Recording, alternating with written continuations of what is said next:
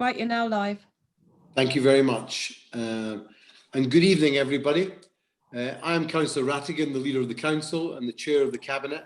And I would like to welcome everybody to this meeting, which is being held virtually in accordance with the Council's rules for virtual meetings, which reflect the recently published government regulations. The meeting is being streamed live on YouTube, will also be available to view after the meeting has finished. Councillors are reminded that although this meeting is being held remotely, they are regarded as being present in a meeting of the Council, and they should observe the normal rules of behaviour under the Member Code of Conduct and not allow members of their household to distract them during the course of the meeting.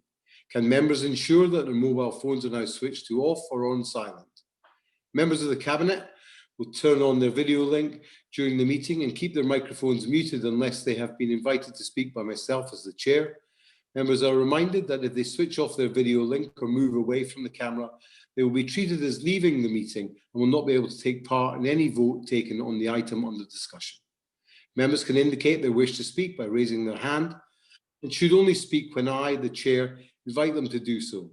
The officers present will only switch on their video link when they wish to be invited to speak by me as the Chair.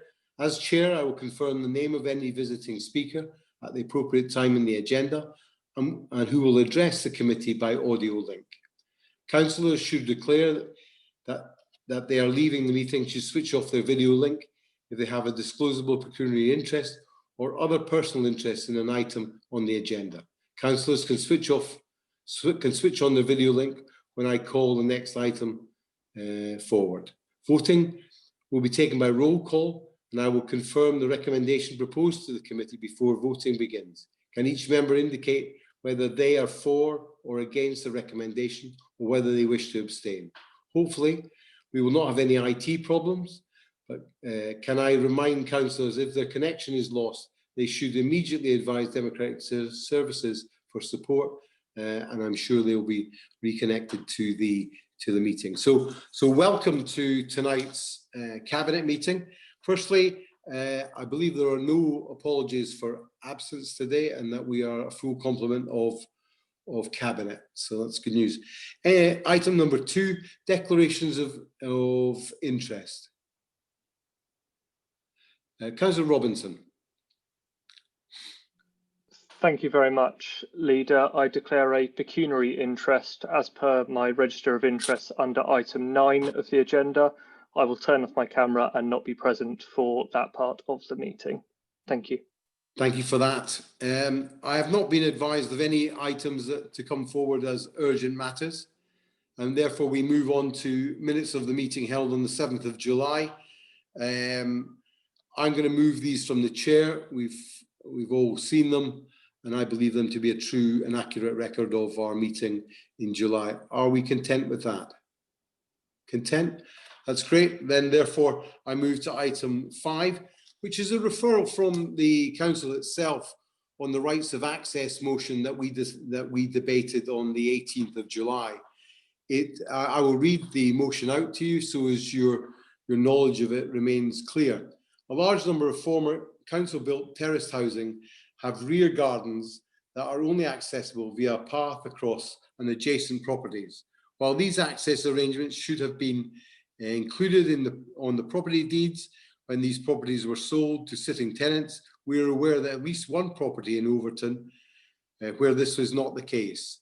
This has led to disputes between neighbours regarding access. This particular case not only came to light when the adjacent house was sold on by the original council tenant, as many of these properties are originally sold in the 1980s, and it is likely that in the near future, many will now be sold on the open market for the first time, at which point more of these cases will become apparent.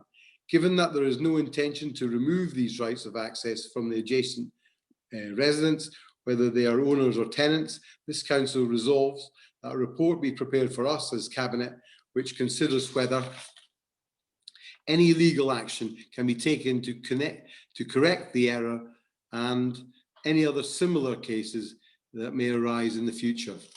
Obviously, it is a cause of huge concern to residents when they have not got access to their own property. So I would like to refer this on to our legal team. Fiona, do you want to say anything on this? Thank you, Leader. Just to confirm that legal services are already working on the issues raised in the motion, and with colleagues and the housing association. So we'll be able to present a report to yourselves, I hope, by November, the November meeting. Terrific, because that, if we can do it by then, of course, we'll have an opportunity to pass it back to council in the December meeting of full council. So thank you for that update. Are we content with Fiona's reply to what's happening on this? Agreed? Thank you. Therefore, moving on now to item number 6. It's the recommendation of the Community Environment and Partnerships Committee in response to the council motion on the Broom and Bin street cleansing department. Councillor Haley, Ishus, have you got something to say on this? Yeah, just briefly, thank you, Leader. A motion was taken to full councils a while back in relation to the Broom and Bin street cleansing service. This would be when a single operative was on the ground physically with a broom and a bin that they would walk around with. That was replaced back in April 2019 with a mobile van service. Now, the purpose of the motion was to ask us to seek to reintroduce the broom and bin street cleansing service. We had a really good and helpful and informative CEP committee back on the 24th of June, where the operations manager, Dave Perkins, did a very detailed and thorough report, which was discussed in detail, and everybody realised that actually the reasons for removing the broom and bin street cleaning service and replacing it with a mobile van was actually better for the staff and for their welfare, because some of them were working on their own all the time. And if they couldn't be reactive, if they were given, they got a call and they were a mile away, whereas now they can be a lot more reactive and they work together and they've got access to a lot more facilities. They're not being left on their own. And when all this came to light, the committee were really thankful for the report that David Perkins prepared, and they were happy to accept that it was better, and therefore the recommendation is that we don't reintroduce it, and that the service that we have replaced it with is in fact much better for obviously the employees, but also for residents as well. Thank you. Cabinet, are we content that this is not reintroduced? Agreed? Thank you very much. Well, then we'll move therefore to item number 7, which is the first quarter revenue monitoring report and the COVID-19 financial impact update 2020 and 2021. I'd like to introduce Hannah Golden to bring this forward to us for debate and consideration. Thank you, Leader. The report before you today presents the revenue forecast position for the 2020 and 2021 year as at June 2020. In addition to that, because of the unprecedented times that we find ourselves in, it also outlines the funding position as a result of COVID-19 and rebases the budget.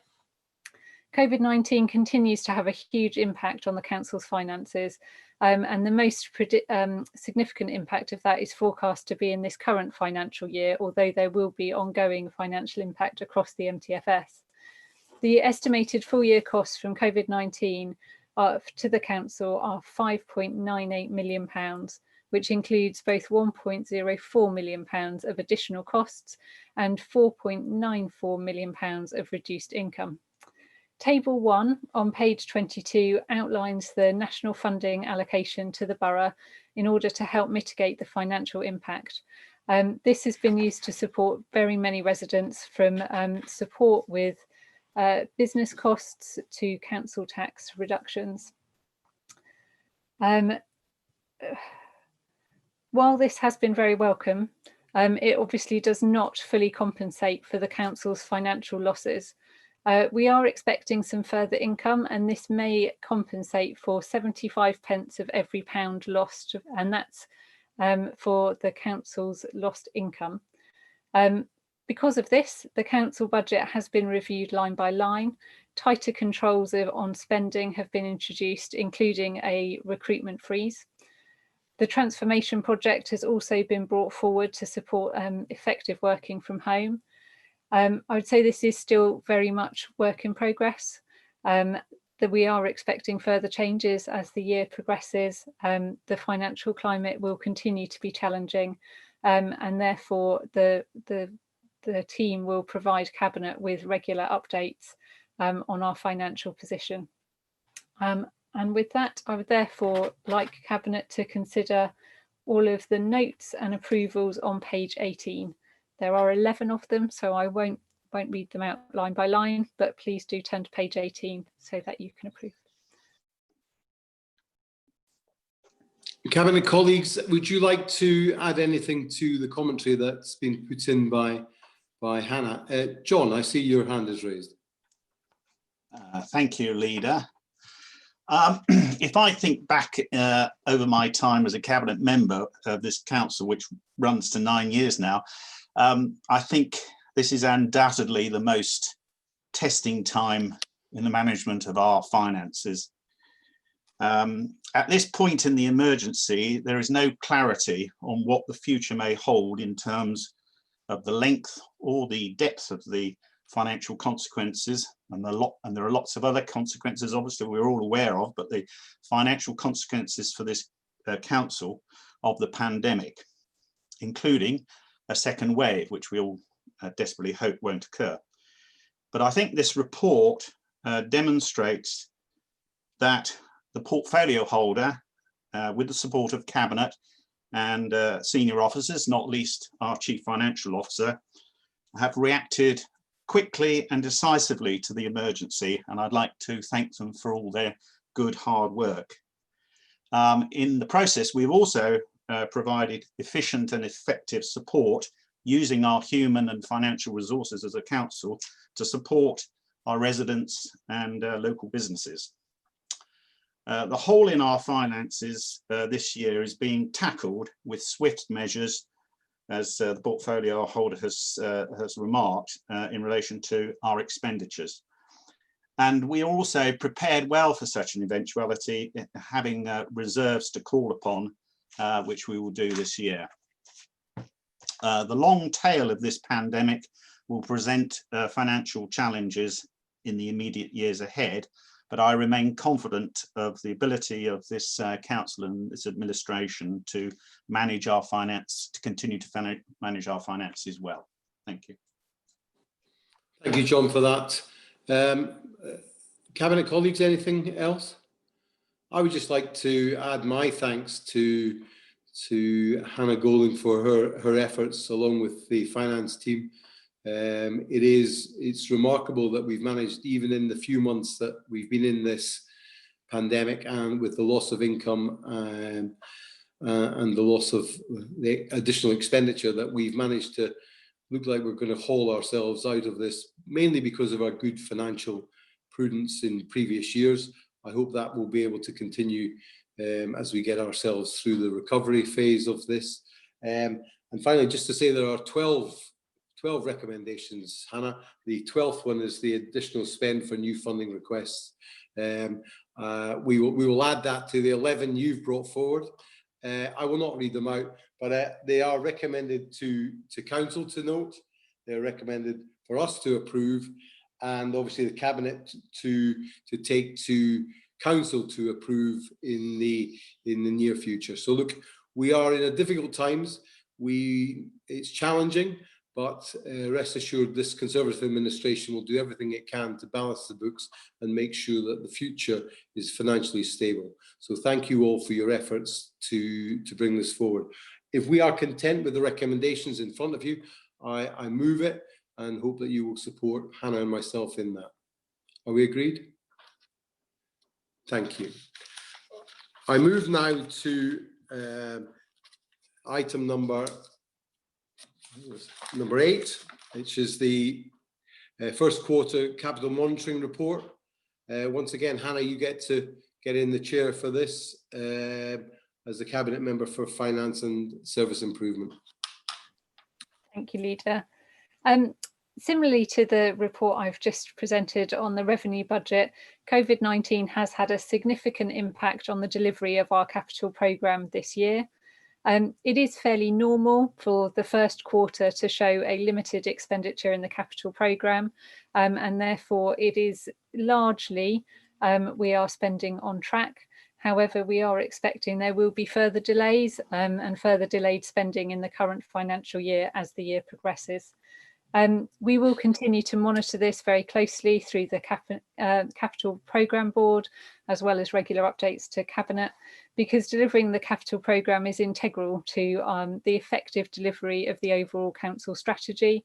But these are unprecedented circumstances, and obviously we'll need constant reviewing in light of operational impact in this year and as well in future years, should that be a requirement.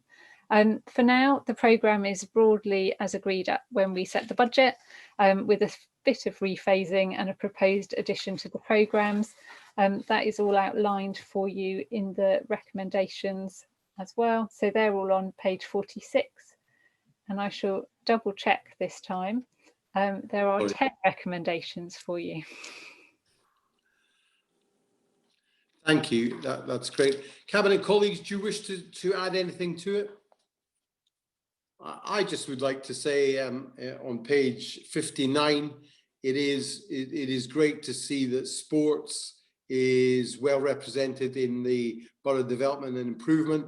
I know we often get questioned at how committed we are to sports in the borough, and when you see a number of spends there, it is informative, not just for our residents, but will be impactful for them as in the years to come in health and well-being for sports within our borough. So I welcome the report and hope that you will be able to support it as outlined by Councillor Golden. Are we in agreement? Agreed? Then thank you very much. We will move now very quickly to item 9. This is the item you've declared an interest in, Councillor Robinson. So I will ask you to leave the meeting now. There is no expectation that you will come back in for 10 and 11, and therefore I thank you. This is the local plan update, the issues and options consultation. It's a major piece of work for us and causes worry and concern across all of our communities and some who live in our remotest areas. But it's a very important piece of work, and I would like it introduced now by Councillor Mark Raffel. Thank you, Leader. Well, my recommendation to Cabinet, and I hope Cabinet will approve it, is that the issues and options consultation goes out for consultation as drafted later this month, and that the revised timetable is approved and the local development scheme is updated and the proposed temporary revisions to the statement of community involvement are adopted. The process that we are undertaking is a high level and non-statutory one, but it is designed to set out the scope as we see it at the moment as members of council for the local plan update. And the consultation will involve our residents, developers, landowners, specialist consultees, all those who may have an interest in how the local plan is shaped. And clearly part of that will be making sure that our current policies are robust and at the same time introducing new policies, particularly in relation perhaps to our concerns over the climate and on air pollution and how we look after the natural environment going forwards. And so I recommend this to everyone and Cabinet and to you, Leader, and I see this as the first stepping stone for us getting closer to having our local plan update, which of course, as we know, we're now required to do every 5 years. And whilst there has been a white paper known as Planning for the Future, it's right to say that from where we are at the moment, we think that the best thing is for us to crack on with this and see where the local the white paper gets to, and there may well be some synthesis between the two and the findings from the consultation in due course that will affect our local plan update, but it's too difficult to predict that at the moment, and we think this will be a valuable exercise. Attached to this is an appendix of sites that have been proposed both through the SHELAR and since the local SHELAR, and of course what that shows is that there are far more sites being put forward than any realistic housing number for dwellings per annum would require to be built. So whilst initially our residents may feel concerned when a site is promoted locally to them, they should perhaps again be comforted by the fact that we have been progressing with our current local plan on the understanding that a certain number of sites would be developed later in our local plan, say Many Down obviously being developed in due course, and the southern part of Many Down in due course after that. And so that when some more speculative sites have been put forward, they will hopefully be able to comment in this to say how they dislike those ideas, how they don't fit with the way the borough has been shaped previously, how there's a lack of infrastructure, how they may well not necessarily be sustainable. Now we're looking at things from the perspective of requiring people to have more sustainable modes of transport. And I hope that this will be the first part of that consultation where residents can really engage and we can learn from them. I would like to say this in terms of policy, especially those with technical knowledge who may be responding to this, whether they be residents or others who are professionals. I would say that we will value everything they suggest, especially on forming new policy, and it will be carefully considered to see whether our policies can adopt some of what they're saying to make them more robust and workable for the future. But I hope our residents give practical examples of where things perhaps haven't been quite right and suggest how they can be improved so that we can work through them with them. So thank you. Thank you for that ransom summary. Cabinet colleagues, I know perhaps John, you might want to say something on the economic bits in Basingview, perhaps, or maybe Cabinet colleagues who feel very passionately about protecting their own areas. Well, Leader, in relation to the future local plan update, it's important clearly that this borough continues to provide sufficient land that's available for to enable to enable development to be undertaken, so that we can provide the jobs for the future. So I would wait with anticipation to see how that process evolves as we go through this first stage of the local plan update. Thank you. Councillor Golding, do you wish to say anything? Because I know you're a passionate protector of your ward. I would say I'm a passionate supporter of well-planned development, Leader. I welcome this consultation. I think it's very important that local people get to have a say and a kind of regular say on what our future planning should look like. I think this is a good start, and I think ultimately, as painful though it may seem sometimes to be going through a local plan review, the very best way to protect all of our communities from speculative development that may not suit our local communities is to have a good, strong local plan in place. And therefore I fully commend this work that's been done, and I look forward to my residents being very vocal on the consultation. Perfect. Cabinet colleagues, do you wish to say anything? Otherwise, I'll say a few things to the paper, if I may.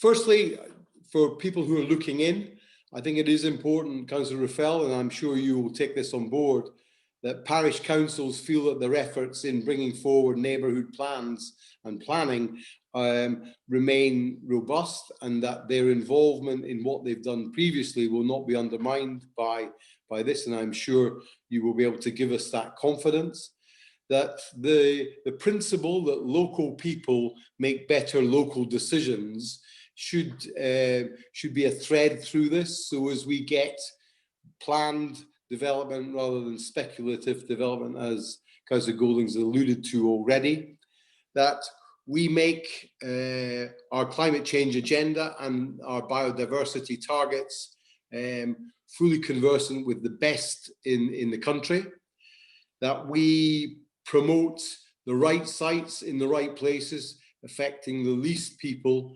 I think that is for me hugely important, and that we protect our villages for the village feel. So there is a distinction between the urban Basingstoke and the villages of perhaps Kingsclere, Oakley, and others that will still have that feel of a Hampshire village, rather than an entity that's attached to Basingstoke. But I am sure your team, ably led by Ruth Ormella and by Joe Bromley, will make sure that all of these points are taken on board, and the consultation will be both wide and deep, because it needs to be. This is the shaper for us as a borough for the years to come, and I welcome it as a first stage. Obviously, what has been put forward by land agents and developers is not what will come out of the end game. Obviously, there are too many sites, and therefore we can pair them back to the ones that are most acceptable to the residents of this borough, and will make the most impact for us in terms of our economic development and the well-being and place shaping that we all wish to see. Mark, do you want to round up or summarise anything before we move No, to I recommendation? thank you for that, and I give the reassurance to parish councils and neighbourhood planning groups that I am firmly committed to what they have done and what they want to achieve, and will defend their corner against changes nationally, although the white paper does actually turn around and say that that the government actually values neighbourhood planning as well. I think it's one of the best things that's come out of planning over recent years, helping local communities to engage. But when they have engaged and when they have created neighbourhood plans, they have to have that protection that when things change on a wider level, such as with the borough's 5-year land supply, it doesn't upend everything, which is the great threat that we've been worried about, or when the housing number changes just because of some strange fluctuation in methodology. Again, that they're not upended, because otherwise people won't bother. And we don't like top-down planning. We believe that there's a balance to be struck between the needs of local people and perhaps the wider needs of the country. And if we don't support what local people have achieved, I'm afraid we won't have their contribution to share and to build upon. So I'm fully supportive, as you've asked me about that, and I continue to recommend these to Cabinet. Thank you. If we are content with the recommendation in front of us that the issues and options consultation moves forward, then I am content to take Councillor Raffel's movement and recommendation. Are we all in agreement with that? We are. Perfect. Thank you very much. Then we move very quickly now to there is no items that we need to exclude the press or the public from, so that's item 10. And there are no confidential or exempt items for information for you as my Cabinet. That is the end of the meeting, and I thank you for your attendance on it, and I look forward to us discussing other matters in the days to come. Thank you very much for your time and attendance, and thank you officers for your attendance too. Thank you. Bye-bye.